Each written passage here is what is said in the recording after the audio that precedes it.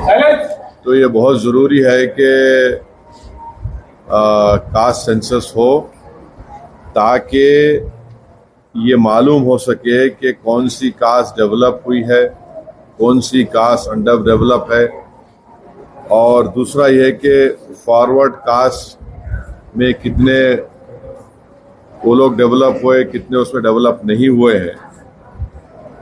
ये बहुत ज़रूरी है एफर्मेटिव एक्शन के लिए और इस देश में इंसाफ करने के लिए, क्योंकि सिर्फ 27% पे आप ओबीसी का रिजर्वेशन रोक दिए हैं, ये नाकाफ़ी है। और कास्ट सेंसस ही इस चीज़ को साबित करेगा कि बैकवर्ड कास्ट इस देश में कितने पीछे हैं, कितना उनसे नाइंसाफ़ी हुई है।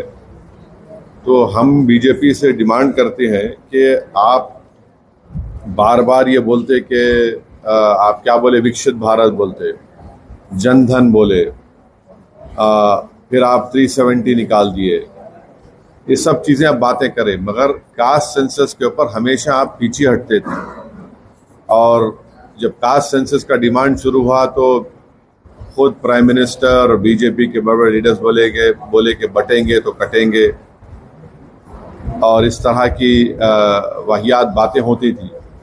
मगर कास्ट सेंसस करना ज़रूरी है। हम बीजेपी से जानना चाहेंगे कि आप क्या इसको शुरू कब करेंगे। देखिए, सेंसस शुरू होना है तो कास्ट सेंसस होगा, फिर ये कंप्लीट कब होगा, क्या 29 के पार्लियामेंट इलेक्शन से पहले ये रिपोर्ट आ जाएगी या नहीं आएगी।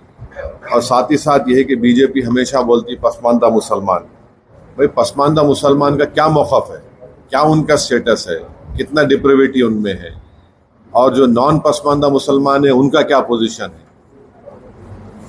और तेलंगाना की हुकूमत जो रेवंत रेड्डी सीएम है, उन्होंने यहाँ पर कास्ट सेंसस किया, जिससे मालूम हुआ कि 56.32% तेलंगाना में बैकवर्ड कास्ट का पॉपुलेशन है। और रेजोल्यूशन भी पास हुआ कि तेलंगाना में बैकवर्ड क्लास का रेजोल्यूशन 42% होना चाहिए।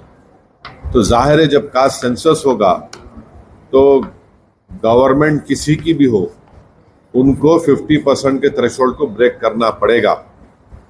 और जब कास्ट सेंसस की रिपोर्ट आएगी तो मालूम होगा कि नॉन गवर्नमेंट सेक्टर्स में भी अदर बैकवर्ड क्लास से कितना उनका डिप्रिवेशन है, तो उस बारे में भी सोचना पड़ेगा। तो एफर्मेटिव एक्शन की बहुत ज़रूरी है। और ये जो नारा काशीराम ने दिया था कि जिसकी जितनी आबादी उतनी उसकी भागीदारी, ये इसको प्रैक्टिकली इम्प्लीमेंट करना है ज़रूरी हमारे भारत देश में। सर